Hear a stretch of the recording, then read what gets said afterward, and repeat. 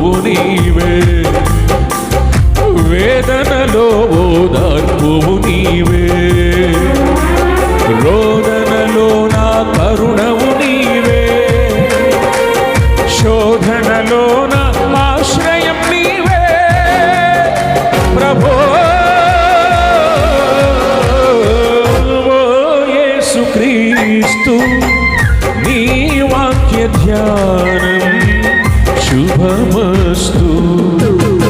మానవ జాతికి మనసున రీతికి సృష్టికర్తవు నీవే, శాప విమోచన పాపికి రక్ష